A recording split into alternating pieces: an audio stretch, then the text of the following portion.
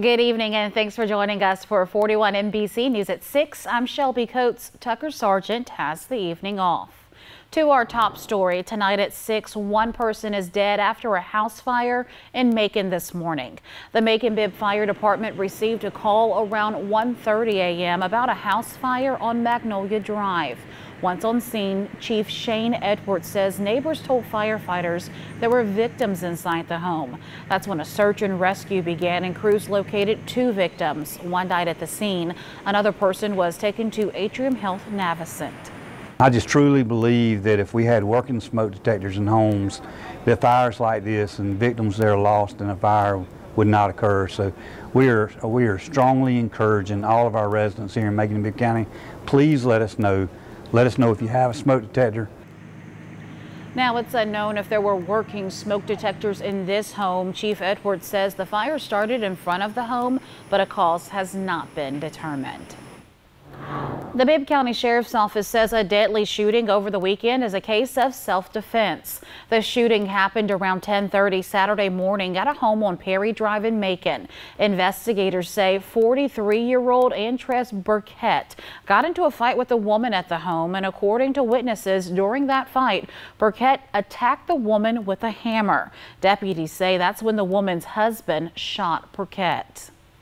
And happening tomorrow, Macon-Bibb Mayor Lester Miller says he wants to take a stand against violence and seek solutions. So he's holding a meeting to talk with victims of violent crimes and their families. It's Tuesday at 6 p.m. at Stewart Chapel AME Church on Forsyth Street. The mayor says it's closed to media so families and victims can freely talk about needed support and outreach. Edenton police arrest a Milledgeville teen in connection to a weekend double homicide. 19-year-old Xavier Chambers of Milledgeville is facing 2 counts of malice murder and other charges. According to the Georgia Bureau of Investigation, police responded to a large crowd fighting in the road on Lawson Drive around 8 Sunday night. Now, officers broke up that crowd and left, but then they returned an hour later after hearing gunshots. Chambers is accused of shooting into a crowd, hitting and killing 19-year-old Roman Rowell and 16-year-old Jeremiah Walton, both of Edenton. Well, get a good look at the 2 men you're about to see right here on your screen. They're wanted in connecting to a money laundering and identity theft fraud case. According to the Bibb County Sheriff's Office, one of these men used a fake driver's license to withdraw money and write a certified check from an account.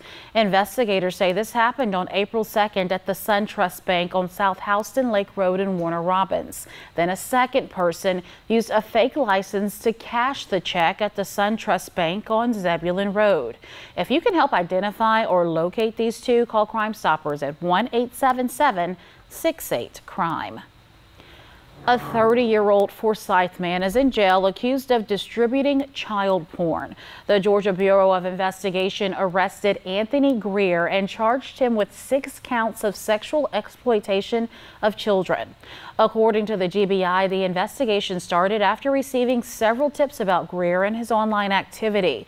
The tips mentioned that he had images showing child sexual abuse, and he shared that material to a popular online platform.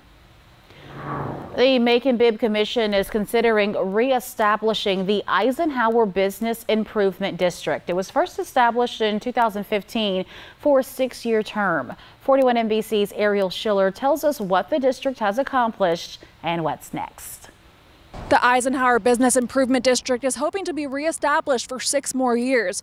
Executive Director for the EBID, Jamie Arnold, says if they are reestablished, they hope to focus on marketing and business recruitment. By forming the Business Improvement District, property owners pay a self-imposed property tax that's reinvested solely in the area. The EBID helped beautify Exit 3 off Interstate 475. They have an agreement with the Georgia Department of Transportation to maintain the medians and rights-of-way along Eisenhower Parkway. They've also added 29 streetlights to major intersections, replaced blighted properties with new businesses, and improved security efforts. You improve these pieces of the puzzle, and it encourages businesses to want to come and establish themselves in your area.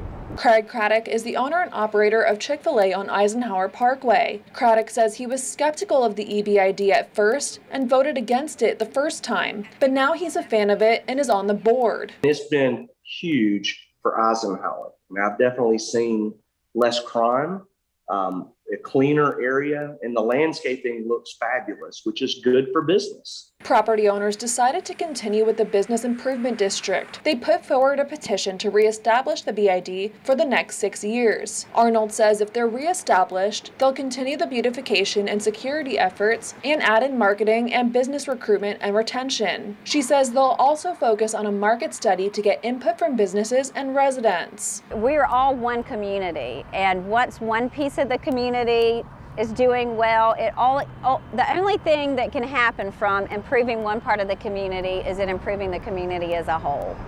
In Macon, Ariel Schiller, 41 NBC News. The EBID got the signatures needed from property owners and the initial approval of commissioners. The commission will vote to reestablish the EBID at tomorrow's meeting. There will also be a public hearing before that vote takes place. The new Dean Baldwin painting facility has begun operations at the Middle Georgia Regional Airport. 41 NBC's Elizabeth Gutierrez spoke with the owner and explains why this is so important for Middle Georgia. Starting off with just one aircraft that will be completely restored with a new color, Barbara Baldwin says they already have 20 aircrafts lined up.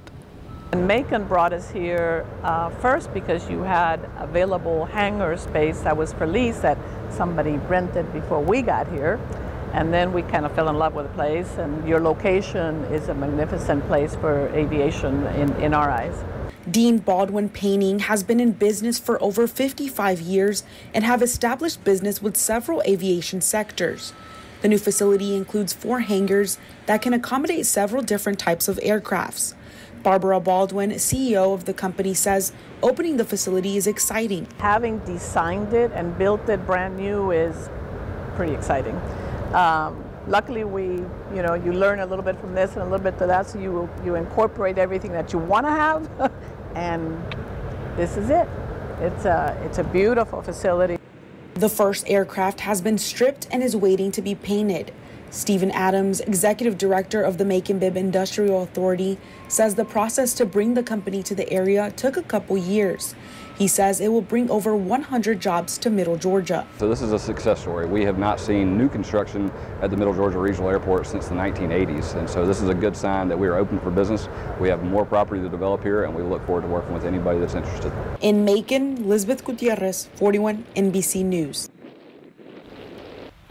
Baldwin says it's still looking to fill various positions, so if you're interested in a job, you can visit deanbaldwinpainting.com and apply. President Joe Biden's agenda enters a critical week on Capitol Hill. Priorities like infrastructure, voting rights, and police reform all sit on shaky ground. Isabel Rosales is in Washington with the potential areas of compromise and the threats from Democrats to go at it alone if there's no progress. Tense negotiations on Capitol Hill. On July 4th recess looms for the Senate. I think the question here is, what can we agree on, Democrats and Republicans? The Senate will vote Tuesday on whether to advance the For the People Act, a sweeping election reform bill. This has been a 60-year battle to make voting more accessible. All eyes on moderate Senator Joe Manchin, who says he could support parts of the bill, but in return wants to require identification to vote. Many progressives view the practice as discriminatory toward racial minorities, and the bill has no Republican support. As much as I like Joe Manchin, the answer would be no. In my view, SR1 is the biggest power grab in the history of the country. Negotiations also continue on a $1 trillion infrastructure bill. The biggest obstacle? How to pay for it. I sometimes think we get boggled down in numbers, and that's important, but we got to look at what the needs are of the American people. Biden's administration pushing back on a proposed gas tax hike. Raising taxes on middle-class families at this point in the recovery is just not something the president's willing to do. Democrats are pursuing 2 tracks in negotiations to reach a deal, a bipartisan route, as well as one that could allow them to go it alone. I think you'll get a lot of pushback from every Republican. These efforts coming as the administration continues to push a big economic recovery agenda, including promotion of the enhanced child tax credit, passed as part of the March COVID relief bill. Payments start July 15th. In Washington, Isabel Rosales.